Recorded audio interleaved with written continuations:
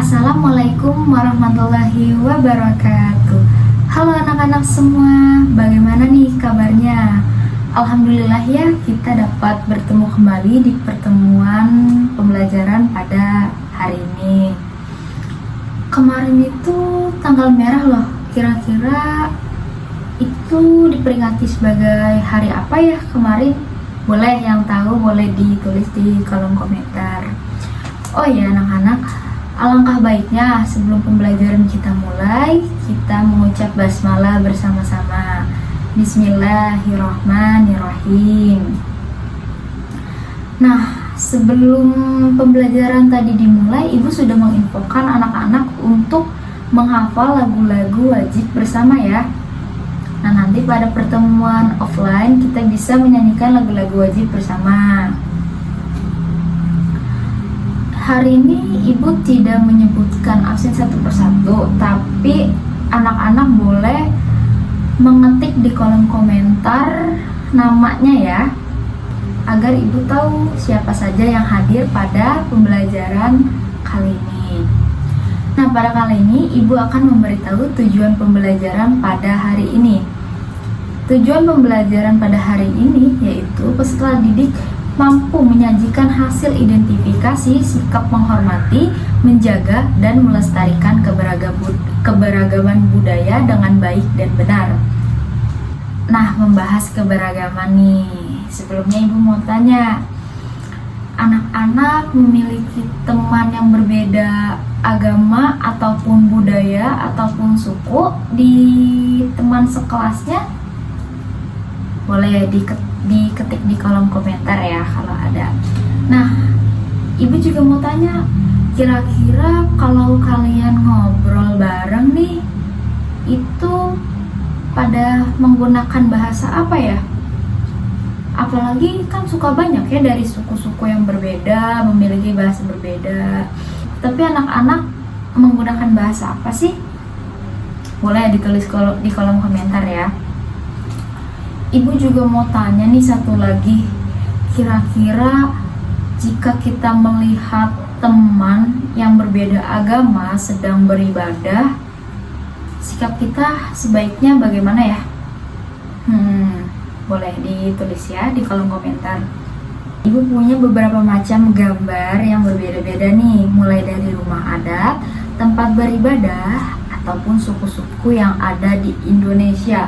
Anak-anak yang tahu boleh menjawab di kolom komentar. Ya sudah, kita memasuki pembelajaran dan pembahasan mengenai keberagaman. Kira-kira anak-anak sudah pada tahu belum ya apa itu keberagaman?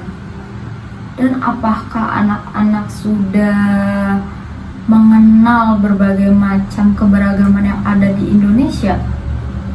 Oke, kita bahas aja langsung. Seperti tujuan pembelajaran yang telah Ibu sampaikan tadi mengenai keberagaman, kita akan mempelajari toleransi keberagaman budaya dan agama yang ada di Indonesia. Keberagaman adalah suatu kondisi yang terdapat bermacam-macam perbedaan yang dimiliki oleh setiap individu di tengah-tengah kehidupan bermasyarakat. Jadi perbedaan tersebut itu tidak hanya gender saja, tetapi juga dalam berbagai bidang, mulai dari gender, suku, ras, agama, ideologi, budaya, bahasa, maupun pemikiran ternyata juga keberagaman loh. Nah, maksudnya itu kayak gimana ya Bu? Kalau pemikiran termasuk keberagaman, Ibu akan memberikan contoh-contoh keberagaman nih. Seperti contoh kecilnya itu, di dalam kelas pasti setiap orang memiliki latar belakang yang berbeda. Dari pemikiran maupun suku pasti ada yang berbeda. Tapi kok bisa ya anak-anak bisa akur, nyambung, sefrekuensi, padahal kan dari macam-macam suku yang berbeda. Contoh kecilnya juga selain di kelas di mana lagi ya? Misal nih di dalam RT pasti ketika sedang kumpul orang-orangnya memiliki latar belakang yang berbeda pula, dari suku yang berbeda pula, dan lain-lain. Tetapi mereka tetap sama seperti kalian, tetap akur, tetap nyambung gitu. Nah, sama halnya di sebuah organisasi, memiliki pemikiran-pemikiran, pendapat-pendapat yang suka berbeda ketika menyampaikan sebuah aspirasi-aspirasinya. Tetapi tetap ketemu kan solusinya bagaimana? Kan sudah mengenal keberagaman. Sekarang kita membahas mengenai budaya dulu nih, karena dalam pembelajaran kali ini kita membahas mengenai keberagaman budaya dan agama yang ada di Indonesia. Jadi kurang afdol kalau kita tidak mengupas tuntas dengan budaya dan agama yang ada di Indonesia. Budaya itu apa ya? Oke, Ibu menjelaskan dulu ya. Budaya adalah suatu cara hidup yang berkembang dan dimiliki oleh sekelompok orang, kemudian diwariskan ke generasi selanjutnya. Nah, budaya itu terbentuk dari unsur yang rumit. Di antaranya yaitu adat istiadat, karya seni, sistem agama, dan politik. Bahasa pun sama halnya dengan budaya, yakni suatu bagian yang tak terpisahkan dari manusia. Karena kita berbicara pun menggunakan bahasa. Nah, bahasa yang dapat menyatukan kita itu bahasa Indonesia. Walaupun kita dari suatu suku yang berbeda, ketika berbicara, mengobrol, kita menggunakan bahasa pada umumnya, yaitu bahasa Indonesia. Sekarang Ibu akan menjelaskan mengenai ciri-ciri dan fungsi budaya. Ciri yang pertama yaitu bisa dimiliki bersama. Kok bisa dimiliki bersama, Bu? Nah, karena budaya itu dibentuk dan dikembangkan oleh suatu kelompok masyarakat tertentu secara bersama-sama. Kan berarti bukan hanya satu individu saja dong, namun suatu golongan masyarakat tertentu. Nah, oleh karena itu, suatu kelompok masyarakat yang telah menetap lama di suatu daerah tertentu akan mempunyai ciri khas yang berbeda. Yang kedua ada budaya berbasis simbol. Nah, anak-anak perlu tahu nih bahwa budaya dapat diketahui dari representasi simbol-simbol tertentu. Hal itu sebagai bentuk makna yang terkandung dari ekspresi budaya tersebut. Jadi setiap simbolnya itu memiliki makna yang ada di budaya tersebut. Berarti bukan dari simbol itu sendiri, sehingga simbol menjadi aspek krusial ketika berinteraksi dengan masyarakat, serta kemungkinan terjadi sebuah tindakan secara khas. Yang ketiga itu budaya bersifat adaptif. Jadi kebudayaan itu tak hanya melanjutkan apa yang telah menjadi kebiasaan suatu komunitas tertentu, akan tetapi juga perlu memilikinya sebuah kemampuan untuk menyesuaikan diri terhadap berbagai situasi. Karena setiap kelompok tersebut mempunyai ciri-ciri budaya dengan tingkat kemampuan yang berbeda antara satu dengan satu lainnya. Nah, terdapat kelompok masyarakat yang mempunyai adaptasi budaya yang sangat tinggi karena nilai budayanya cukup terbuka. Hal itu bisa kalian temukan dalam masyarakat yang tinggal di perkotaan. Suka banyak nih kalau di perkotaan. Sebaliknya, terdapat kelompok tertentu yang mempunyai nilai budaya cenderung tertutup, sehingga adaptasi cukup rendah. Salah satu contohnya nih dari beberapa kelompok adat di Indonesia.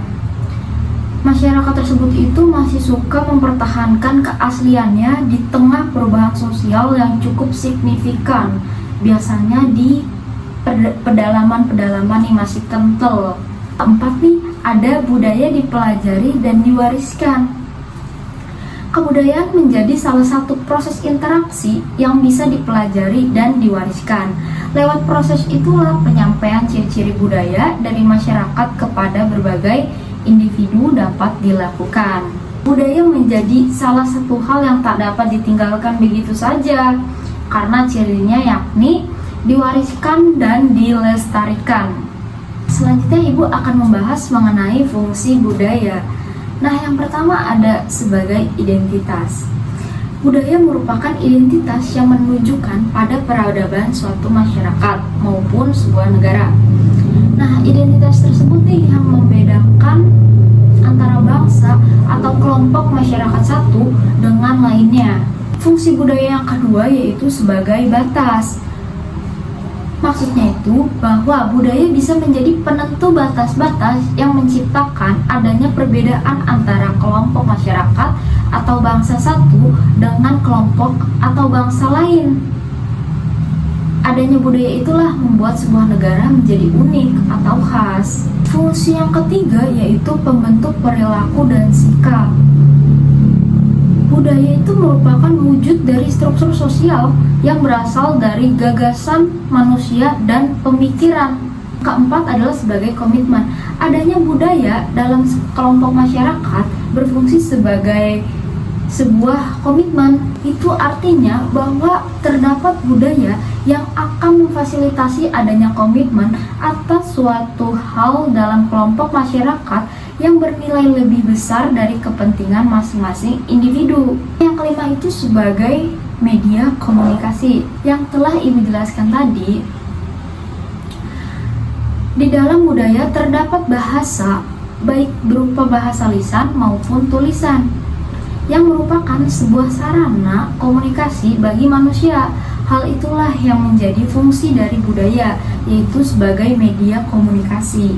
Budaya yang terdiri atas berbagai bentuk juga dapat menjadikan media komunikasi yang dipakai guna menyampaikan pesan atau makna tertentu lewat suatu produk budaya tersebut, seperti halnya melalui budaya tari, musik, ataupun lain sebagainya. Untuk budaya yang ada di Indonesia itu apa saja sih, Bu? Nah, contoh budaya yang di Indonesia itu banyak, seperti batik, upacara-upacara adat, makapung balap kerbau masyarakat Bali, ataupun atraksi dubus Banten, dan lain sebagainya. Sekarang Ibu akan menjelaskan mengenai agama. Menurut Kamus Besar Bahasa Indonesia, agama disebut sebagai sistem yang mengatur tata keimanan ataupun kepercayaan dan peribadatan kepada Tuhan Yang Maha Kuasa, serta tata kaidah yang berhubungan dengan pergaulan manusia dan manusia serta lingkungannya. Setiap orang yang terlahir di dunia memiliki agama ataupun kepercayaannya masing-masing. Agama itu memiliki fungsi juga loh. Fungsi agama itu dapat diartikan sebagai tujuan atau manfaat yang diharapkan dari praktik keagamaan. Nah, fungsi agama yang pertama yaitu membentuk pandangan hidup dan moralitas. Agama memberikan pandangan hidup dan moralitas yang mengatur tindakan manusia dan membentuk kepercayaan dan nilai-nilai yang dianut oleh individu dan masyarakat. Kedua itu memberikan rasa ketenangan dan keamanan. Nah, agama itu memberikan rasa ketenangan dan keamanan bagi individu yang percaya kepada Tuhannya. Yang ketiga ada memberikan bimbingan spiritual. Nah, agama itu juga bisa dapat membimbing individu dalam mencapai keseimbangan spiritual dan memperoleh kedamaian batin. Yang keempat itu meningkatkan kehidupan sosial. Agama mempromosikan nilai-nilai yang dapat meningkatkan kehidupan sosial seperti kasih sayang, keadilan, kerjasama, dan toleransi. Yang kelima, memberikan dukungan dalam masa sulit. Agama dapat memberikan dukungan moral dan emosional pada individu dan masyarakat dalam menghadapi masa sulit seperti kematian, penyakit, dan bencana alam. Sekarang Ibu akan membahas mengenai toleransi agama dan budaya. Yang dimaksud toleransi agama itu apa sih, Bu? Nah, toleransi beragama merupakan sikap saling menghormati, saling menghargai setiap keyakinan orang, tidak memaksakan kehendak, serta tidak mencela ataupun menghina agama lain dengan alasan apapun. Jadi nggak boleh ya menghina orang yang berbeda agama. Kita harus menghormati, menghargai kepercayaan orang. Sama halnya dengan toleransi budaya, yaitu sikap saling yaitu sikap saling menghargai budaya orang lain tanpa memandang rendah budaya tersebut.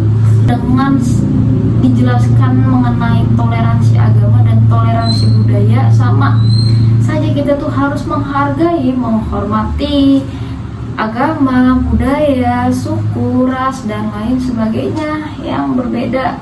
Di sisi lain, adanya keberagaman menimbulkan dampak positif dan negatif bagi manusia. Dampak positif yang pertama yaitu kekayaan budaya yang akan menumbuhkan rasa bangga sebagai warga negara Indonesia. Jika kebanggaan ini dibumbui dengan rasa saling memiliki, maka akan tercipta rasa persaudaraan, persatuan, kebersamaan, dan memunculkan toleransi. Jadi kita hidup itu indah gitu, karena dengan adanya keberagaman dan juga sikap saling toleransi. Ternyata di sisi lain, keberagaman juga memiliki dampak negatif nih. Kira-kira apa sih Bu dampak negatifnya?